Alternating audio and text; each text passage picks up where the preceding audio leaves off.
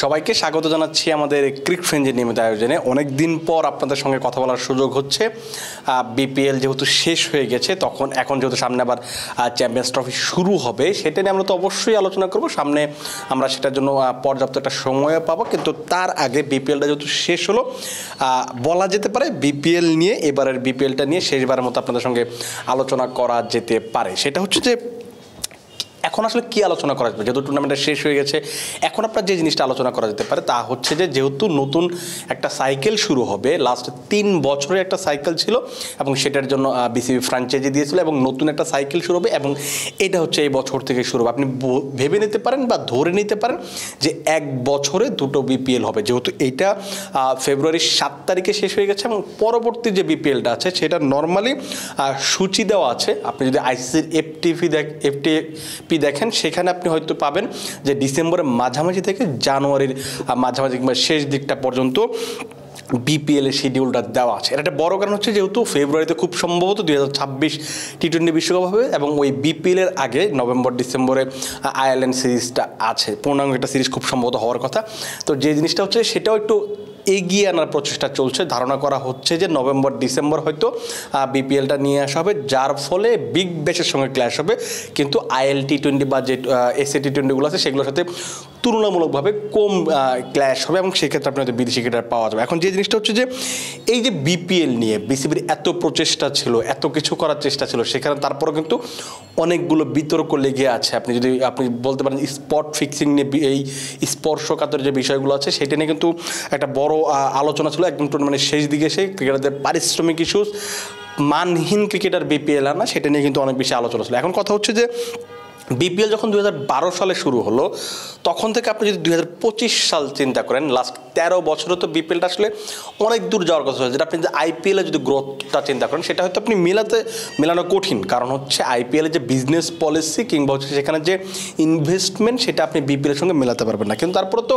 আপনি যে ইনভেস্টমেন্টে বা আপনি যে টাকায় একটা টুর্নামেন্ট করছেন, সেটাও তো আসলে একটা প্রোগ্রেস থাকার কথা ছিল। সেটা কিন্তু আমরা লাস্ট 13 বছরে দেখিনি, বরং এই 13 বছরে বিপিএল দিনকে দিন পিছিয়ে গেছে, মান উঠে গেছে এবং এটার প্রতি মানুষের যে একটা আকর্ষণ থাকার কথা ছিল, সেটা দিনকে দিন কমে গেছে। এইবারে যদি আপনি খেয়াল করেন, সেক্ষেত্রে কিন্তু দর্শকদের কিন্তু একটা বড় আগ্রহ ছিল, এটা একটা ভিন্ন কারণ ছিল, সেটা আমরা সেই আলোচনা যাব না। কিন্তু তারপরে যে মানুষ দেখতে চায়, টুর্নামেন্ট ভালো হলে যে দেখতে চায়, সেটা একটা বড় প্রমাণ আপনি ধরে নিতে পারেন। এখন কথা হচ্ছে, এই যে টুর্নামেন্টের মান পড়ে গেছে, এই টুর্নামেন্টে আসলে কীভাবে আবার গ্লোবালাইজেশনে বা গ্লোবালাইজ করা যেতে পারে, সেটা একটা বড় জিনিস হচ্ছে যে উইন্ডো। আপনাকে ঠিক করতে হবে। সেটা কয়েকদিন আগে ফারুক আহমেদ বলেছেন যে, আপনার যেহেতু ওই আইএল টি-20 কিংবা এসি টি-20 একই সময়ে হয়, সেখানে আপনি বড় মাপের বিদেশি ক্রিকেটার আনতে পারেন না। এবং সবচেয়ে বড় ক্ল্যাশটা হচ্ছে আইএল টি-20। কারণ আপনাদের মনে আছে যে আমি বলেছিলাম যে, আইএল টি-20-র সাথে যদি এটা সমঝোতা না করা যায় বা ওই সময়টাকে চেঞ্জ না করা যায়, বা যে পলিসিটা আছে সেটাতে যদি পরিবর্তন না নিয়ে আসে, তাহলে কিন্তু কয়েক বছর পর বিপিএলটাকে খুঁজে পাওয়া যাবে না। এটা নিশ্চিত বিসিবি এখন ভেবে ফেলেছে এবং বিসিবির যে সভাপতি আছেন তিনি কিন্তু কিছুদিন আগে জানিয়েছেন যে তারা উইন্ডোটা চেঞ্জ করার পক্ষে। এবং তামিম ইকবাল বলেছিলেন যে অক্টোবর নভেম্বর খুব সম্ভবত, বা নভেম্বর ডিসেম্বর এই সময়টা যদি বিপিএল করা যায়। আমি গতকাল ফরচুন বরিশালের মালিকের সঙ্গে কথা বলছিলাম, তিনিও ঠিক এরকম একটা কথা বলছেন যে নভেম্বর ডিসেম্বরে যদি করা যায়, তাহলে তাদের জন্য ভালো মানের ক্রিকেটার নিয়ে আসা সহজ হয়ে যাবে এবং দল গোছানো বা দল বানানোতে একটা ভালো হয় আর কি সেক্ষেত্রে।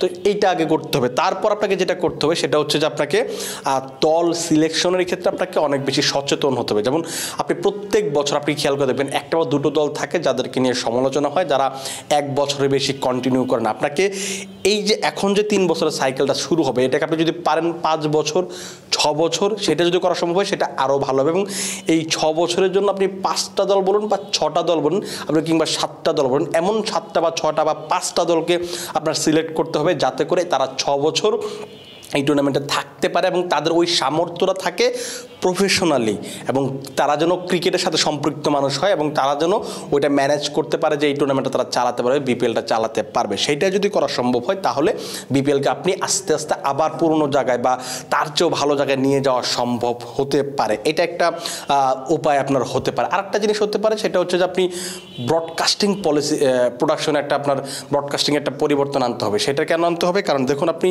ব্রডকাস্টিং নিয়ে প্রত্যেকবার রিয়েল ইম্প্যাক্ট খুব সম্ভবত এখন দায়িত্বে আছে, তাদের সম্প্রচার নিয়ে কিন্তু মানুষের বেশি মানে খুব বেশি আগ্রহ নেই বলতে এই সেন্সে বোঝাচ্ছি যে খুব বেশি যে খুশি সেটা না, কারণ অনেক ম্যাচে আপনি বেশিরভাগ ক্ষেত্রেই যে মানে কালো দেখাচ্ছে, একটা পরিষ্কার বা একটা ব্রডকাস্টিং দেখতে আপনার চোখে যে সুন্দর লাগার কথা সেই সুন্দরটা কিন্তু লাগে না। আপনি এসএ টি20 ব্রডকাস্টিং দেখুন, ILT20 দেখুন বা অন্যান্য যে টুর্নামেন্টগুলো হয় সেখানে দেখুন, সেখানে কিন্তু একটা বড় পার্থক্য আছে। আপনি যদি এখানে যদি আপনি টুর্নামেন্টের মানটা বাড়াতে পারেন তখন আপনি কী করতে পারেন, ব্রডকাস্টিংয়ের মানটা বাড়াতে পারেন। সেটার জন্য কী করতে হতে পারে, আপনাকে ইন্টারন্যাশনাল যারা সম্প্রচার প্রতিষ্ঠান আছে তাদেরকে সাথে আপনার কথা বলতে হবে, তাদেরকে বিট করার জন্য হেল্প করতে হবে, যাতে করে তারা যদি এইখানে করতে পারে। তখন আপনার কী হবে যে এখন যে 2 কোটি বা 5 কোটি টাকা আপনি বিক্রি করছেন সেটা আপনি হয়তো তার চেয়ে বেশি টাকা 10 কোটি টাকা হতে পারে, 20 কোটি টাকা হতে পারে। তখন বিপিএলের গ্রোথটা কিন্তু একটু একটু করে বাড়বে, কিংবা প্রোডাকশন কোয়ালিটিটা বাড়বে, আপনার লাভবান হতে পারবেন। এই দিকগুলো কিন্তু বিবেচনা নেওয়া যেতে পারে। আরেকটা ব্যাপার হচ্ছে যে যেহেতু 3টা মাঠে খেলা হচ্ছে, যদি সম্ভব হয় দল কমিয়ে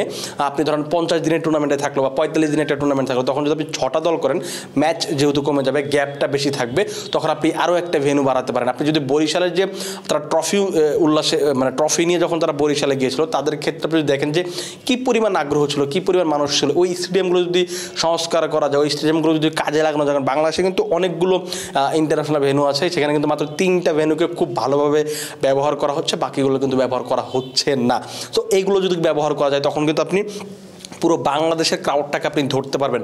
কারণ দেখুন, এই যে বরিশালে খেলা দেখার জন্য বরিশাল থেকে কোনো মানুষ ঢাকায় এসে খেলা দেখবে না, ঢাকায় যারা বরিশালে মানুষ আছে তারাই খেলা দেখবে না। রাজশাহী থেকে কেউ রাজশাহীর মানুষ রাজশাহীতে স্টেডিয়ামে খেলা দেখবে, কিন্তু তারা কিন্তু এই ঢাকা স্টেডিয়ামে এসে কিন্তু খেলা দেখবে না বা মিরপুর স্টেডিয়ামে এসে কিন্তু খেলা দেখবে না। সো আপনারা কি পুরো বাংলাদেশে আপনাকে ওই ক্রিকেটটাকে ছড়িয়ে দিতে হবে। তখন আপনি কি করতে পারবেন, বেশি টিকিট সেল করতে পারবেন, বেশি ক্রাউড আপনার মাঠে আসবে, তখন আপনি এখান থেকে একটা লাভবান হতে পারবেন। এই ব্যাপারগুলো যদি তাদেরকে মাথায় রাখা যায় তাহলে অবশ্যই আমার কাছে মনে হয় যে বিপিএলটা এগিয়ে নেওয়া সম্ভব। আরও কিছু ব্যাপার আছে, সেটা হচ্ছে যে আপনি ধরুন এখন দেখবেন বিশ্বের সবগুলো লিগে আইপিএলে ফ্র্যাঞ্চাইজিদের একটা চাহিদা আছে। অনেকদিন একটা গুঞ্জন তৈরি হয়েছিল রাজস্থান রয়্যালস বিপিএলে দল কিনতে চায়, কিন্তু বিসিবির যে পলিসিটা সেটার কারণে কিন্তু তারা কিন্তু এইখানে খুব বেশি আগ্রহ দেখাবে না। কারণ হচ্ছে যে তারা সবসময় লাভ, যখন একটা ফ্র্যাঞ্চাইজি নেয় তারা সবসময় লাভের চিন্তা করে। বাংলাদেশে বিপিএলে যারা দল নেয় তারা কিন্তু খুব বেশি লাভবান হতে পারে না। একটা দুটো দল হয়তো তাদের যে খরচ হচ্ছে সেটা হয়তো তুলে নিয়ে আসতে পারে,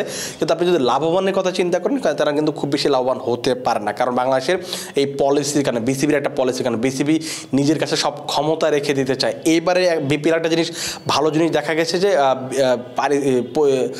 পুরস্কারের যে টাকার পরিমাণ ছিল সেটা বাড়িয়ে দেওয়া হয়েছে, কিংবা কয়েকটা জায়গায় শোনা যাচ্ছিল বা বিসিবিও বলছিল যে টিকিট সেল থেকে যদি কিছু টাকা বিসিবি ফ্র্যাঞ্চাইজি দিয়ে দেওয়া হয়, এটা কিন্তু একটা ভালো পলিসি। এটাকে যদি আরও ভালোভাবে করা যায় যে আমরা 5% বা 10% শতাংশ মানে লভ্যাংশ আমরা শেয়ার করবো, সেটা যদি করা সম্ভব হতে পারে, বা 5% হলেও কিন্তু খুব বেশি খারাপ হয় না, সেটা কিন্তু ফ্র্যাঞ্চাইজিদের টিম বানাতে কিন্তু আরও অনেক বেশি সহায়তা করতে পারে। এটা যদি করা যেতে পারে সেটা করা সম্ভবত। আর যেটা বলছিলাম যে বিদেশি যদি আপনাকে ইনভেস্টর নিয়ে আসা যায় সেটা একটা ভালো জিনিস। কিন্তু আমি গতকাল যখন মিজান ভাইয়ের সাথে কথা বলছিলাম, তিনি বলছিলেন যে বিপিএল এখনকার যে অবকাঠামো, যে পরিস্থিতি, সেটার কারণে বিদেশি কোনো ইনভেস্টর বা বিনিয়োগকারী প্রতিষ্ঠান এখানে টাকা ঢালতে আসবেন না, কারণ এখান থেকে তো আপনি আসলে প্রফিটটা পাচ্ছেন না। কারণ এখন যে সিস্টেমটা আছে সেটা শুধু বিসিবি নিজেদের লাভের কথা চিন্তা করছেন, এবং সেখানে ফ্র্যাঞ্চাইজিরা আসলে লাভ করছে কিংবা আসলে তারা কি টাকাটা তুলতে পারছে কিনা সেটা কিন্তু খুব বেশি চিন্তা করছে না। সেটা কিন্তু মিজানুর রহমান, যিনি বরিশালের কর্ণধার আছেন, তিনি কিন্তু আমাকে গতকাল বলছেন। আপনারা হয়তো সাক্ষাৎকারটা দেখে ফেলেছেন ইতিমধ্যে আমাদের ওয়েবসাইট কিংবা হচ্ছে ফেসবুকের মাধ্যমে। যে জিনিসটা হচ্ছে যে এই ব্যাপারগুলো আপনাকে অবশ্যই মাথায় নিতে হবে। আপনি আসলে একটা টুর্নামেন্টকে গ্রো করতে চান বা বড় করতে চান, নাকি আসলে টুর্নামেন্টটাকে নিজের হাতে পুঞ্জীভূত করে রেখে দিতে চান, সেটাই হচ্ছে সবচেয়ে বড় প্রশ্ন। এই জায়গাটা আপনাকে ক্লিয়ার থট একটা বের করতে হবে যে আপনি আসলে কী চান। টুর্নামেন্টটা আপনার হাতেই থাকুক, আপনি শুধু প্রতি বছর শেষে 50 কোটি টাকা ইনকাম করলেন, বিসিবি হয়ে গেল, ব্যাপারটা এরকম তো আসলে না। এটা তো একটা বড় টুর্নামেন্ট, এটা গ্লোবালাইজ করা একটা বড় সুযোগ। গ্লোবালাইজেশনের যুগে যদি আপনি একটা এই ঢাকাতেই পড়ে থাকেন, আপনি যদি বাংলাদেশেই পড়ে থাকেন, একটা টুর্নামেন্ট যদি শুধু বাংলাদেশের মানুষই জানে, এটা তো আসলে ভালো ব্যাপার না। সো এটাকে যদি আপনি বড় করতে চান তাহলে আপনাকে অনেক ব্যাপারগুলোতে পরিবর্তন আনতে হবে। তার সবচেয়ে বড় যে পরিবর্তনটা আনতে হবে সেটা হচ্ছে আপনার ইচ্ছে বা হচ্ছে মেন্টালিটি। সেই জায়গাতে পরিবর্তন করতে হবে যে আমি এই ধরনের একটা টুর্নামেন্ট করতে চাই, আমার টুর্নামেন্টটা এত বড় হবে, ওই স্বপ্নটা দেখতে হবে। স্বপ্নটা দেখা গেলে গেলে অবশ্যই বিপিএলকে সামনের দিকে এগিয়ে নিয়ে যাওয়া সম্ভব, না হলে বিপিএল এখনকার যে পরিস্থিতি সেটা আসলে কোনোভাবে আপনি আশার বাণী শুনতে পারবেন না। কারণ এই যে নতুন সাইকেলটা শুরু হবে, আমি নিশ্চিত যে এই যে লাস্ট যে 7টা দল ছিল সেখান থেকে অন্তত পক্ষে 2 থেকে 3টা দলকে আপনি খুব সম্ভবত খুঁজে পাবেন না। আমি আসলে জানি না, এখনও নিশ্চিত না, কিন্তু আমার ধারণা এটা আমার এখন আসলে কয় না বলে না যে একটা ইনস্ট্যান্ট যে ব্যাপার যে থাকে, সেই যে ব্যাপারটা আমার কাছে মনে হচ্ছে যে হয়তো 2-1টা দল বা 2টো বা 3টা দলও হয়তো নাও থাকতে পারেন। তো এইভাবে আসলে ইনকনসিস্টেন্ট আসলে কখনো টুর্নামেন্ট বড় করতে পারবে না। সেখানে আসলে তাদেরকে মাথা খাটাতে হবে যে আমি যে ফ্র্যাঞ্চাইজিগুলোর কে মালিকানা দিচ্ছি তারা যেন অবশ্যই অনেক লম্বা সময় ধরে থাকে। আপনি পিএসএল দেখেন, পিএসএল আমাদের পরে শুরু করে এখন কত বড় টুর্নামেন্ট হয়ে গেছে, সেটা একটা বড় কারণ কি তার কনসিস্টেন্সি, বা তাদের হচ্ছে ওই ফ্র্যাঞ্চাইজিরা আসলে বুঝে যে কীভাবে কী করতে হবে, তাদের লাভ হচ্ছে প্রতি বছর, সেটাও একটা বড় ব্যাপার। কারণ লস দিয়ে আসলে কার বাপের এত টাকা আছে যে প্রতি বছর লস দিয়ে দল চালাবে, এটা আসলে হয় না, এভাবে হয় না। আসলে বিসিবি লাভ করবে আর ফ্র্যাঞ্চাইজিরা লস করবে, ব্যাপারটা কখনোই এভাবে হওয়া সম্ভব না এবং হওয়া উচিত না।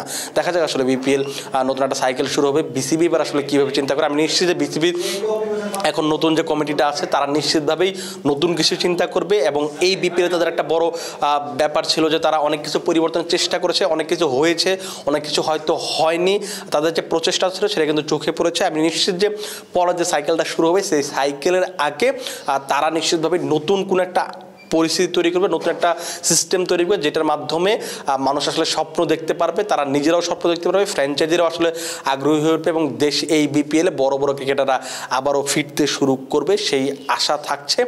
আপাতত আপনারা ভালো থাকুন, সুস্থ থাকুন এবং আমাদের ক্রিক ফ্রেঞ্জির সঙ্গেই থাকুন।